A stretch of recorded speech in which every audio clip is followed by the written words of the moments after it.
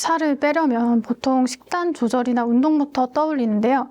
그보다 먼저 일상 속 움직임인 니트가 중요하다고 하셨어요. 그러니까 니트는 어떤 개념이고 왜 살찌지 않는 몸을 만드는 핵심이 되는 건가요? 이게 실제 과거에 굉장히 흥미로운 연구가 있었는데요. 사람들한테 더 먹도록 했어요. 거의 한 1000kcal 가깝게 더 먹도록 했는데 어떤 사람들은 살이 찌고요. 어떤 사람들은 살이 안 찌는 거예요.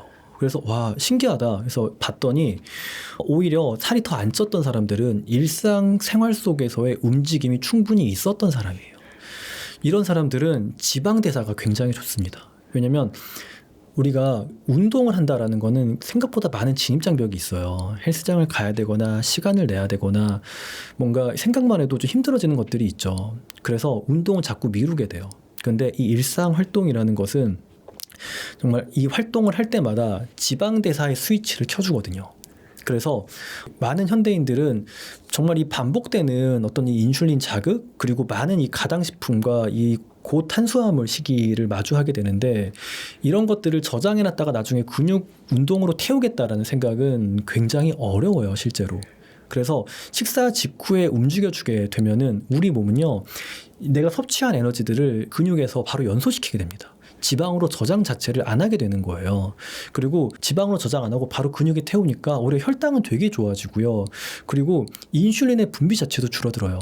그래서 호르몬 쪽으로 식사 이후에 움직여주고 공복일 때도 이렇게 움직여주는 것들이 우리 몸이 상시적으로 지방대사를 원활하게 하고 살이 찌지 않는데 너무나 효율적인데 많은 현대인 분들이 운동의 중요성은 정말 많이 알고 있지만 이 일상 활동의 중요성은 좀 간과를 하는 부분들이 많아서 제가 이 개념을 다시 한번 설명을 드렸던 거고요. 그러니까 실제 우리가 너무나 이제는 움직임의 외주화가 많아졌어요. 이게 뭐냐, 엘리베이터나 자동차나 이런 것들이 너무 흔하다 보니까 운동 시간은 늘리지만 이 일상생활 활동은 정말 하루에 3000보도 안 걷는 분들이 만나보면 너무 많거든요. 근데 그러면 우리 몸은 어쩔 수 없이 에너지를 저장할 수밖에 없어요. 그래서 저장하지 않는 몸이 돼야 살찌지 않는 몸이 될 수 있기 때문에 이 니트의 중요성을 이렇게 설명을 좀 드렸습니다. 그러면 이제 일상 속 움직임이라는 건 예를 들어서 어떤 게 있을까요? 정말 기분 좋게 하는 산책부터 해가지고요. 간단한 집안일이라든지 그냥 이동을 할 때 조금 걸어가는 것, 이 모든 것들이거든요.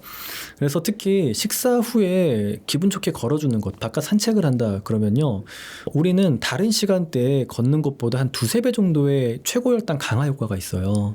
이거는 다른 시간대에 정말 운동을 하는 것보다 식후 혈당 강화 효과는 이 식후에 걸어준 산책만 가지고 있습니다. 그리고 바깥을 걸어준다라는 거는 특히 녹음이 우거져 있다. 많은 연구들에서 우리의 스트레스 호르몬 코티졸 레벨을 낮춰줘요. 근데 현대인들은 만성적인 이런 스트레스 상황, 이런 고코티졸 상태에 있기 때문에 더욱더 달게 땡기고요. 그리고 식후혈당이 조절이 안 되는 거거든요. 그런데 이런 움직임들이, 산책들이 이 코티졸, 스트레스 호르몬 레벨을 낮춰줄 수 있다라는 거고, 그리고 이동의 측면에서도 우리 인간이 이렇게 많은 지방을 저장할 수 있게 된 배경에는 우리는, 인간은 이동하는 것이 생존에 굉장히 필요한 무기였기 때문이었어요. 그래서 이 이동은 저강도 운동이고 많은 산소를 섭취하면서 하는 운동이기 때문에 오래 걷는다 그러면은 지방을 굉장히 많이 쓰게 됩니다. 그런데 우리의 몸은 여전히 많이 걸을 수 있게 지방을 저장하는 몸을 가지고 있는데 일상 활동이 너무 줄어들었기 때문에 이 지방을 쓸 수가 없는 거예요. 그래서 정말 걸어주고 이동할 때도 가까운 거리다 그러면은 그냥 걸어주는 거예요. 이 기분 좋게 걸어주는 것도 이런 니트의 측면에서 좋고요. 집안일을 하는 것도 사실 니트입니다. 그리고 우리가 서서 일하거나 이런 것도 다 니트예요. 그래서 이 니트의 장점은 진입장벽이 굉장히 낮다라는 데 있어서 그냥 더 움직여주는 건, 이렇게 촬영을 하다가도 그냥 일어나서 스트레칭 해주는 것도 니트입니다. 이런 것들, 정말 작은 움직임들을 회복시켜주는 것이 스트레스 호르몬 레벨은 낮추고 이 인슐린 저항성도 낮추고 오히려 이 지방의 대사를 활성화시켜줄 수 있다라는 걸 아시면 좋겠어요. 얼마나 오래 걷느냐보다 얼마나 빨리 일어나 움직이느냐가 더 중요하다고 하셨는데, 그렇다면 식후 10분 걷기만으로도 혈당 스파이크를 확 줄일 수가 있을까요? 네, 이게 사람들이 워낙 걷기 싫어해서 식후 3분만 걸어도 식후 혈당이 많이 감소된다라는 연구들이 있는데요. 실제 식후에 우리가 걷게 되면은 이 혈당의 어떤 피크가 한 20에서 23%까지 낮아진다라는 연구들이 있고요. 다른 시간대에 거의 한 1시간 이렇게 걷는 것만큼 혈당 개선 효과가 있다라는 연구도 있어서, 근데 가장 중요한 거는 그래서 최고 혈당이 오기 전에 걷고 있는 거예요. 그래서 식사를 마쳤으면은 눕거나 앉지 마시고 바로 일어나서 걷게 되면은 최고 혈당이 낮아지게 되고요. 이거는 단순한 혈당 조절을 넘어서 노화의 속도를 조절해 줄 수도 있습니다. 이 식후 혈당 변동폭은요, 왜냐하면 대사 질환을 만들고 우리 몸에 산화 스트레스를 만드는 어떤 과정이기 때문에 감량뿐만이 아니라 살이 찌지 않는 것뿐만이 아니라 어떤 이 노화의 속도도 조절해 줄 수 있는 좋은 습관이어서 식후에는 걸어주시는 게 소화뿐만 아니라 다양한 측면에서 좋습니다. 그렇다면 식후 걷기와 함께하면 좋은 하체 근력 운동은 어떤 동작을 추천하시나요? 네, 근데 내가 적극적으로 지방을 태우고 싶다라고 한다면은 아드레날린 호르몬 같은 것들이 필요하거든요. 스쿼트나 런지 같은 것들을 먼저 해주는 거예요. 그러면은 이 약간의 이런 스트레스 자극들이 지방 세포에서 지방을 확 꺼내 쓰는 그런 자극을 주게 돼요. 그래서 한 30번 정도의 스쿼트나 런지를 한 2세트 정도 해주시게 되면은 전체적으로 어떤 지방을 우리가 이렇게 사용할 수 있는 그런 상태가 되고요. 이 상태에서 조금 빠르게 걸어준다라고 하면은 이 지방을 연소시키면서 걷게 되는 효과를 볼 수 있어서 걷기 전에 스쿼트 같은 걸 한 2세트 정도 해주면 좋습니다. 비만이거나 평소 운동을 거의 하지 않던 분들은 처음부터 무리한 운동을 하기 어려울 텐데요. 어떤 순서로 운동 강도를 올려가는 것이 좋을까요? 제가 그런 분들 너무 많이 봤어요. 이게 살을 빼고 싶다라는 생각을 하셔가지고 이런 헬스장 같은 곳을 등록해서 굉장히 힘들게 운동을 해요. 그러면은 당연히 근육통이 생기거든요. 이거는 운동에 대한 굉장히 부정적인 경험을 하는 거고, 실제 근육통이 있게 되면 다 아시겠지만 활동량이 줄어들어요. 그래서 이런 연구들이 있어요. 근육통이 생길 정도로 운동을 했을 때 좋았던가? 라고 했더니 운동에 대한 부정적인 경험이 생겨서 운동을 싫어하게 되는 것도 있고요. 실제 근육이 너무 아프니까 활동량이 줄어서 체중 감소에 부정적이었다라는 연구 결과들이 너무 많습니다. 그래서 먼저 운동이라는 건 너무 좋아요. 노화의 속도를 조절할 수 있는 하나의 약같이 저는 생각을 하는데요. 근데 이것도 몸이 준비가 되어야 안전하게 사용할 수가 있어요. 그래서 내가 지금 많이 비만하다 혹은 어떤 근육의 양이 부족하다라고 하신다면은 먼저 수면과 영양 그리고 적절한 활동을 통해서 체중을 감량하는 것이 먼저입니다. 적절한 활동과 이 영양의 어떤 관리만으로도 체중은 많이 빠지게 되거든요. 그렇게 해서 내 몸이 이제 좀 준비가 된다, 체중이 좀 빠졌다라고 한다면은 그때부터는 이제 중저강도의 운동을 시작하는 겁니다. 중저강도의 운동 전에 지방 연소의 효율을 높이기 위해서 아주 짧은 근력 운동을 넣어줄 수가 있어요. 한 5분에서 10분 정도의 근력 운동 이후에 중저강도의 유산소 운동을 해주시면은 지방 연소의 효율을 훨씬 더 올릴 수 있습니다. 여기까지는 운동량도 그렇게 높지가 않아요. 근데 이렇게 해서 운동을 하게 되면은요, 흥미로운 거는 이 단계까지 간다. 자기 조절감 그리고 뇌의 도파민이 올라오게 됩니다. 그러니까 우리가 운동을 못하는 건요, 아직 내가 준비가 되어 있지 않았기 때문일 가능성이 높아요. 그렇게 해서 이런 점의 활동, 짧은 근력과 중저강도의 유산소로 나의 어떤 도파민과 인슐린 저항성 이런 것들을 좀 개선시켜 놓은 상태에서 그때부터는 제가 이 책에 소개한 슬로우 인터벌 등을 해줄 수 있습니다. 슬로우 인터벌은 이제 본격적으로 지방을 연소시키기 위한 운동들을 하는 거예요. 슬로우 인터벌까지 하게 된다 그러면 특히 이 내장 지방 같은 경우에는 피하 지방보다 2~3배 더 빨리 빠지게 됩니다. 그러면은 부종이 좋아지니까 수면의 질도 좋아지게 돼요. 그리고 운동이라는 것이 정말 나를 기분 좋게 해주는구나 라는 이런 어떤 운동에 의한 정말 이 고양감과 도파민을 경험하게 됩니다.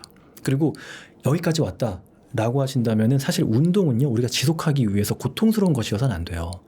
재밌는 것이어야 돼요. 그래서 근데 내 몸이 준비가 안 됐는데 운동을 재미있게 할 수가 없거든요. 그래서 이런 슬로우 인터벌까지 가시게 되면 몸이 좀 준비가 되었고요. 여기에서 여러분들에게 맞는 운동을 찾아보시는 거예요. 내가 굉장히 도파민적인 사람이다. 그러면은 재미가 있는 운동이어야 돼요. 재미가 있는 운동은 여러분들이 누가 하지 마라고 해도 정말 하나의 게임처럼 찾아 하게 됩니다. 그런 운동을 찾으셔야 되고, 내가 평소에 혼자 있는 걸 좋아하고 불안이나 이런 긴장감 같은 게 있는 사람이다. 그러면 이완을 해줄 수 있는 운동들도 있습니다. 나의 어떤 이 불안을 달래줄 수 있는 운동들이 있어요. 그런 것들을 하게 되면 여러분들은 편안함을 느끼게 되고 좋다라는 감정을 느끼게 돼요. 그 과정 속에서 너무 힘들지 않아도 됩니다. 그냥 그것이 재밌는 활동이고 행동이어야 돼요. 그렇게 해서 거기에서 어떤 도파민을 경험하시거나 불안이 감소되는 것들을 경험하게 된다면은 그것들이 자리 잡게 되고요. 자리 잡게 되면은 그걸 지속할 힘이 생깁니다. 그렇게 취미로 할 만한 운동을 찾아보는 것, 그것이 그 다음 단계입니다. 그러면 이 다음 단계는 무엇이냐? 취미로 운동을 하는 건 너무 좋아. 이건 장기적으로 가져갈 하나의 무기를 여러분이 갖게 된 거예요. 그런데 40대 이후부터는 이 취미로 하는 운동을 하기 위해서는 몸의 균형이 맞아야 됩니다. 왜냐하면 운동은 세 가지 요소가 있어요. 근력과 유산소 그리고 유연성이 있습니다. 보통 취미라는 운동들은 하나에 치중되어 있을 가능성이 높아요. 그리고 이 취미라는 운동을 하다가 다치게 되는 경우들이 생깁니다. 그게 언제냐? 이 취미라는 운동이 이 세 가지 요소 중에서 한두 가지만 강조되고 나머지가 없을 때예요. 그래서 이 취미라는 운동은 굉장히 강력한 동기가 되기 때문에 이것을 지속하기 위해서 여러분들은 아마 나머지 부족한 것들을 채워 넣는 다른 운동들을 하게 될 거예요. 그러면은 지속적으로 건강하게 됩니다. 저 같은 경우는 농구가 그것이었어요. 저는 헬스장 가서 뛰거나 운동하는 걸 진짜 못했습니다. 왜냐면 너무 지루하다고 느꼈어요. 변화도 별로 없는 것 같고. 그런데 농구는 하다 보니까 재밌어가지고 막 다치고 수술을 받고 해도 계속 하게 되더라고요. 그러니까 굉장히 대사적으로 너무 좋았죠. 그런데 정확히 한 40대 이후부터는 농구를 하니까 무릎하고 발목이 너무 아픈 거예요. 발바닥도 아프게 되고 족저근막에 말았고 실제 무릎에도 이게 원인을 알 수 없는 통증을 너무 오래 시달렸어요. 그런데 이제 그런 걸 경험하고 나니까 저도 제가 항상 이렇게 알고 있었던 이론을 저한테 적용을 했죠. 그래서 적절한 근력 운동과 어떤 유연성 운동 을 추가를 했습니다. 저희 몸 상태를 전 아니까요. 그렇게 했더니 한 3, 4개월 정도 지나니까 거짓말처럼 발바닥의 통증이랑 무릎의 통증이 사라지는 거예요. 그래서 저는 이제 농구를 하기 위해서 이런 근력 운동과 이런 유연성 밸런싱 운동을 하게 되는 상태가 된 거고, 그렇게 되면 저희 대사 상태는 굉장히 좋아지는 거거든요. 그래서 꼭 여러분들도 이런 어떤 비만에서 벗어나기 위한 운동의 순서를 한번 따라가 보시면서 이게 나한테 활력을 줄 수 있는 그런 하나의 정말 좋은 친구이자 도구로 만들어 보셨으면 좋겠습니다. 많은 분들이 다이어트나 혹은 이런 뱃살을 해결하기 위해서 잘못된 방법들을 많이 사용하세요. 근데 그 과정 속에서 많은 분들이 오히려 더 높은 체중 증가, 즉 요요를 경험하게 되는 경우가 많고요. 그렇게 되면은 정말 나는 노력을 했지만 정말 시간을 써가지고 나의 몸에게 오히려 해로운 것들을 했던 경우들이 더 많으신 것 같아요. 그래서 그런 분들께 좀 도움이 되고자 제가 이 살찌지 않는 몸이라는 책을 쓴 겁니다.